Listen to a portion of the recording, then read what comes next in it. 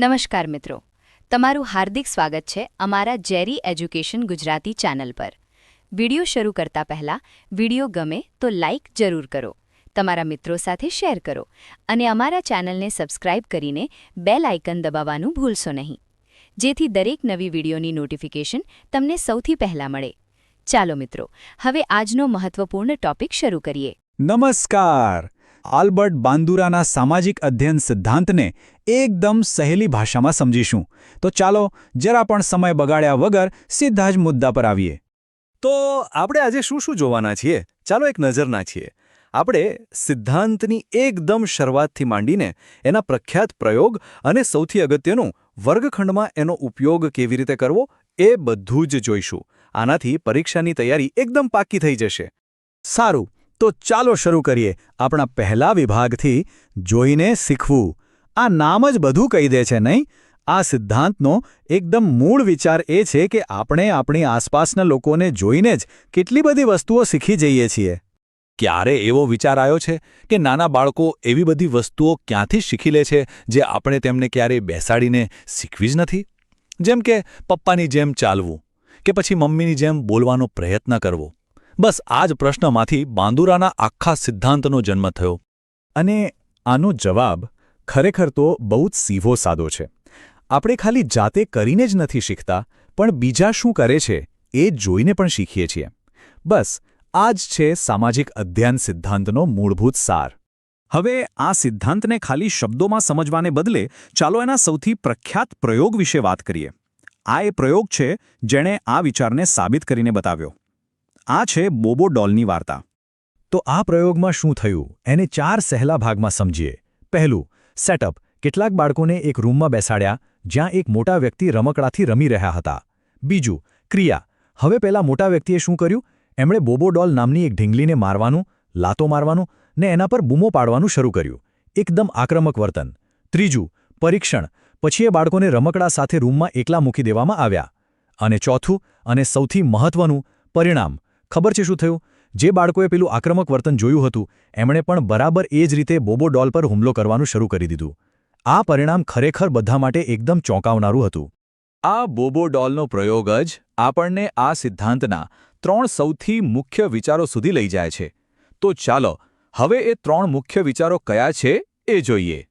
યાદ રાખજો, આ 3 શબ્દો પરીક્ષા માટે ખૂબ જ જરૂરી છે. કયા 3 શબ્દો? અવલોકન, અનુકરણ અને મોડેલિંગ. ચલો આને બરાબર મગજમાં બેસાડી દઈએ. સૌથી પહેલા વાત કરીએ અવલોકનની. અવલોકન એટલે શું? સાવ સહેલું છે. એનો મતલબ છે કોઈ બીજું શું કરી રહ્યું છે એ ધ્યાનથી જોવું. પ્રયોગમાં બાળકો શું કરી રહ્યા હતા? તેઓ પેલા મોટા વ્યક્તિને બોબો ડોલ સાથે વર્તન કરતા ધ્યાનથી જોઈ રહ્યા હતા. બસ આ જ છે અવલોકન.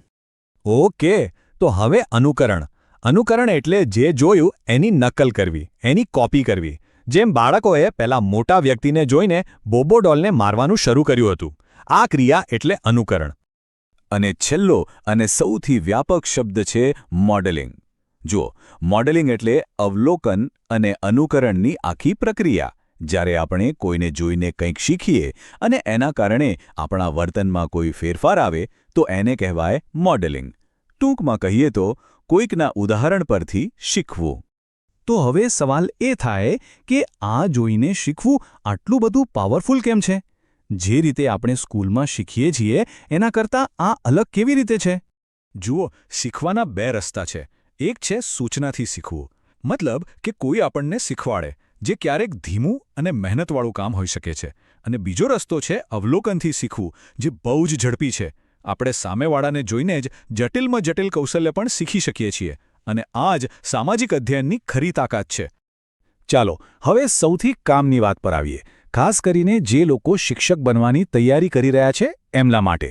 આ સિદ્ધાંતનો ક્લાસરૂમમાં, વર્ગખંડમાં કેવી રીતે ઉપયોગ કરી શકાય? ચાલો જાણીએ. એક વાત ગાંઠ બાંધી લેજો. એક શિક્ષક માટે સૌથી મોટું અને શક્તિશાળી સાધન શું છે?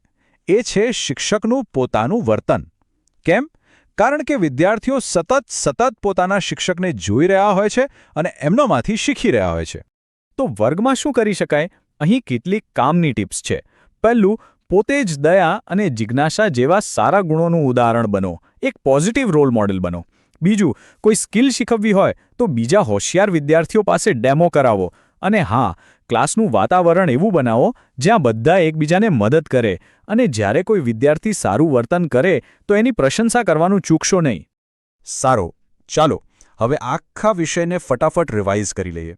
પરીક્ષામાં શું યાદ રાખવાનું છે એના પર ફોકસ કરીએ. આલ્બર્ટ બાંદુરાનું આ વાક્ય આખા સિદ્ધાંતનો નિચોડ છે. એ કહે છે કે જો આપણે શું કરવું એ જાણવા માટે ફક્ત આપણા પોતાના કામના પરિણામ પર જ આધાર રાખવો પડતો તો શીખવું ખૂબ જ અઘરું બની જાત. મતલબ કે બીજાને જોઈને આપણે કેટલું બધું સહેલાઈથી શીખી જઈએ છીએ. ચાલો પરીક્ષા માટેના કીવર્ડ્સ પર એક છેલ્લી નજર. સામાજિક અધ્યયન સિદ્ધાંત આવે એટલે તરત યાદ આવવું જોઈએ બાંદુરા. બોબોડોલ પ્રયોગનો મતલબ અનુકરણ. મુખ્ય પ્રક્રિયાઓ કઈ? અવલોકન, અનુકરણ અને મોડેલિંગ. અને વર્ગખંડ માટેનો સૌથી મોટો નિયમ, શિક્ષક પોતે જ એક રોલ મોડેલ છે. બસ આટલું યાદ રાખશો તો પણ ઘણું છે. અને હવે અંતમાં એક સવાલ જે દરેક ભાવિ શિક્ષકે પોતાની જાતને પૂછવો જ રહ્યો કે એક શિક્ષક તરીકે પોતે કેવું મોડલ બનવાનું પસંદ કરશે. આ સિદ્ધાંતને ખાલી પરીક્ષા પૂરતો યાદ ના રાખતા પણ એને પોતાની આખી ટીચિંગ કરિયરનો એક મહત્વનો ભાગ બનાવજો. તૈયારી માટે ખૂબ ખૂબ શુભેચ્છાઓ.